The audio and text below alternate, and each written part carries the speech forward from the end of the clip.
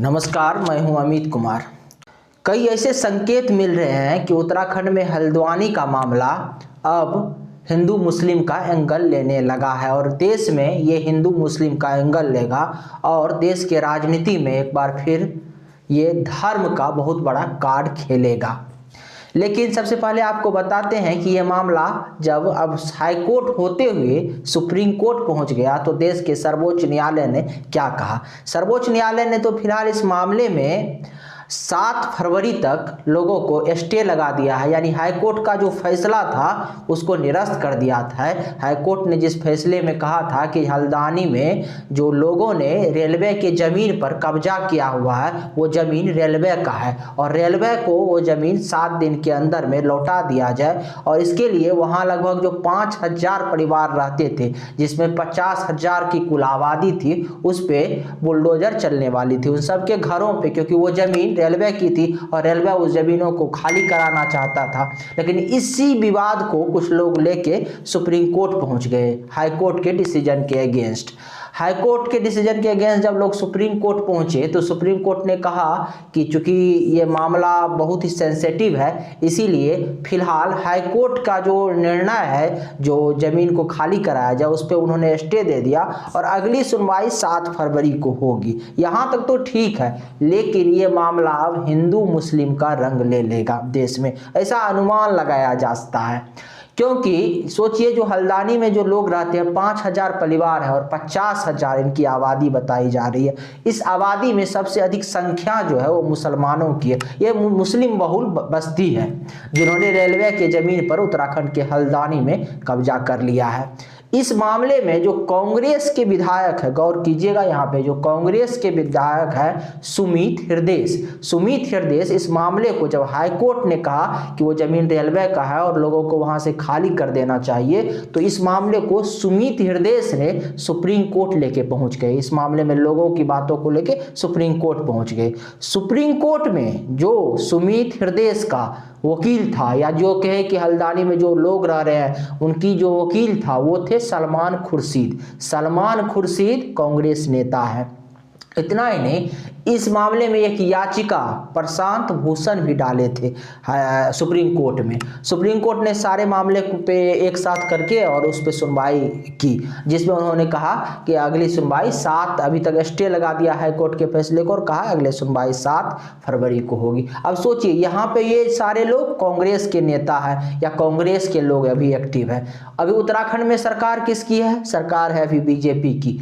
केंद्र में सरकार किसकी है? केंद्र में सरकार है बीजेपी की।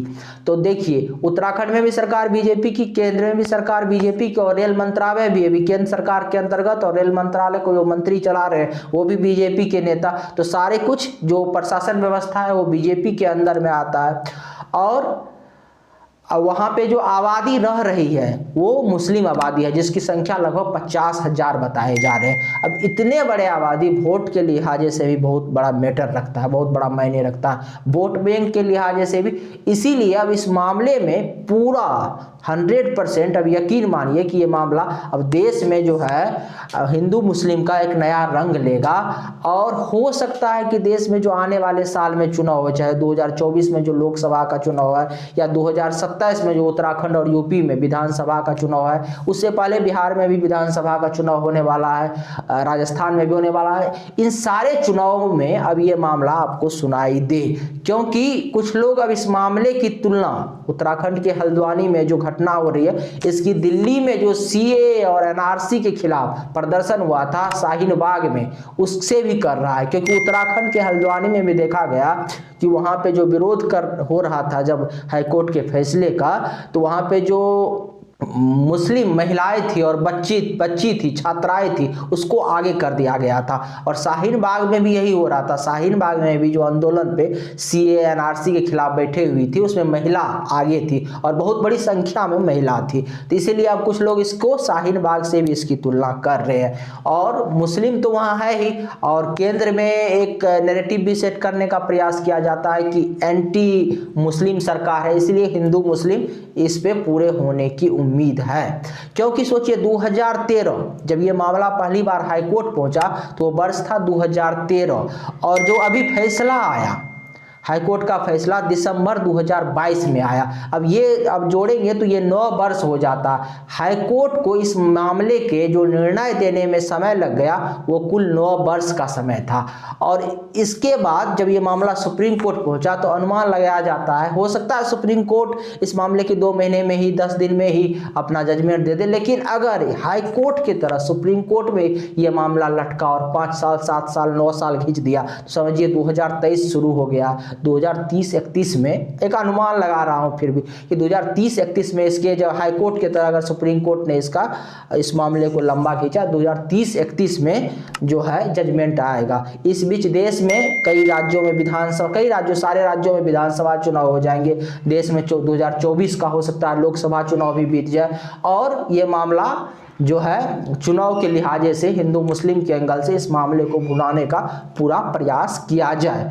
अगर 2 महीना में या चुनाव से पहले 10 दिन में, 2 महीना में या फरवरी मार्च में इसी वर्ष अगर सुप्रीम कोर्ट ने इस पे जजमेंट दे दिया, फिर भी यहाँ हिंदू मुस्लिम होगा और फिर भी नेता इस चीज़ को लपकेंगे। वो ऐसे लपकेंगे कि अब सोचिए जो हल्द्वानी में जो 50,000 परिवार है वो मुस्लिम परिवार तो है ही, इसके साथ ही इतने बड़े आबादी को वहाँ से हटाना बहुत आसान नहीं होगा। इस पे बहुत बड़ी राजनीति होगी, उनके पुनर्वास के लिए बहुत बड़ी राजनीति होगी।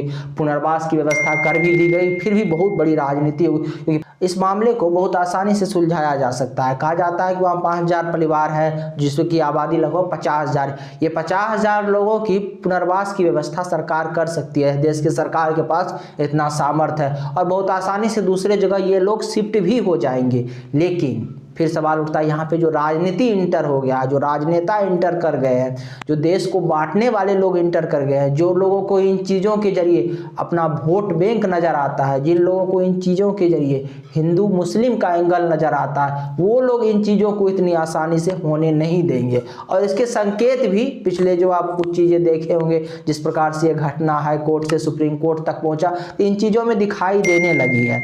इसका मतलब ये साफ है कि अगर सुप्रीम कोर्ट का जजमेंट भी आ जाता है तो इतनी आसानी से ये सारे मुद्दा जो है दबने वाला नहीं है, इतनी आसानी से काम नहीं होने वाला है, इतनी आसानी से लोग वहां से दूसरे जगह शिफ्ट होने वाले नहीं है। समय भी लगेगा और इस पे पूर्ण रूप से देश में राजनीति भी होगी।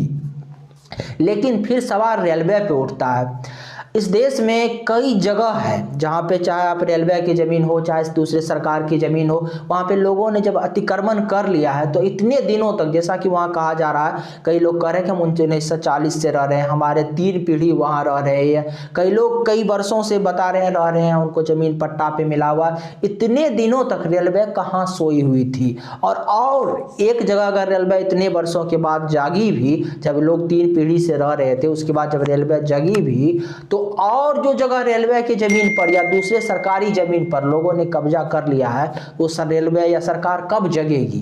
कब उन अतिक्रमण से लोग, उस प्रकार के जो लोग अतिक्रमण कर लिए, उस अपने अतिक्रमण से उस जमीन को रेलवे छुड़ाएगी? क्योंकि बहुत जगह पे आप देखेंगे कि तो रेलवे की जमीन पर खास करके लोग अतिक्रमण किए हुए हैं। आज एक मामले लेकर किस प्रकार से देश में राजनीति हो रही है, हाई कोर्ट से लेके ये मामला सुप्रीम कोर्ट पहुंचा, हिंदू मुस्लिम का राजनीति होना शुरू हो गया।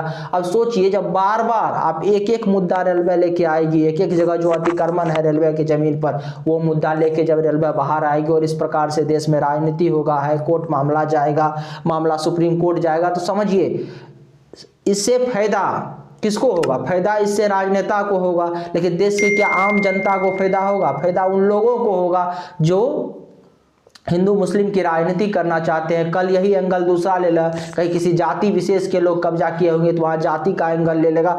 कुल मिलाकर देखिए तो राजनीति करने वाले लोगों को बार बार जब ऐसे मामला कोर्ट पहुंचेगा तो फायदा होगा, जनता को नुकसान होगा। जिस देश के कोर्ट में आज लाखों केस पेंडिंग है, उस देश के कोर्ट का समय बर्बाद होगा अगर बार बार आप ऐसे मामले लेके जाएंगे तो। अगर आपका जमीन है तो आपने उस जमीन की व्यवस्था क्यों नहीं की? उनकी सुरक्षा की व्यवस्था, उनकी देखरेख की व्यवस्था, उसकी बाउंड्री की व्यवस्था आपने क्यों नहीं की? क्योंकि आप हर जगह रेलवे स्टेशन है, आपके लोग हैं, लेकिन आपने नहीं की। इतने वर्षों तक लोग उस जमीन पर कब्जा किए हुए थे, लोग घर बना रही है, 2-3 पीढ़ी चल गया और अचानक रेलवे अब इस मामले को लेकर सुप्रीम कोर्ट और हाई कोर्ट कर रही है। हालांकि वो लोग भी तो भारत के ही लोग हैं, तो भारत सरकार की या बिहार उत्तराखंड सरकार की ये जिम्मेवारी बनती है उन लोगों की पुनर्वास की व्यवस्था किया जाए। लेकिन ये भी लोगों को भी सोचना चाहिए, जहां लोग सरकारी जमीन पर अवैध रूप से कब्जा कर लेते हैं, अतिक्रमण कर लेते हैं और बाद में उस पर अपना ही हक जमाने लगते हैं, तो उन लोगों को इससे ठेस पहुंचती है जो लोग मेहनत करके एक घर अपने जीवन में बनाते हैं। और कुछ लोग बिना मेहनत के ही सरकारी करोड़ों कीमती जमीन पर कब्जा कर लेते हैं, सरकारी अफसरों को घूस दे के कागज भी बनवा लेते हैं, पट्टा ले लेते हैं, रसीद कटवा लेते हैं, बहुत सारे टैक्स भरने लगते हैं। लेकिन इससे लगता है उन लोगों को कि वो जमीन उसी का हो गया और बहुत दिनों तक सरकार खोज नहीं करती है और उस पर वो लोग 2 पीढ़ी तक कब्जा भी कर लिए रहते हैं। लेकिन ये कहीं ना कहीं लोगों की जो नैतिकता का पतंग है और लोगों को ऐसा नहीं करना चाहिए, क्योंकि इससे उन लोगों को धक्का लगेगा जो लोग पूरे जीवन कमा के एक घर भी नहीं बना पाते हैं, या एक घर बनाने में जिनको पूरे जीवन की कमाई लग जाती है।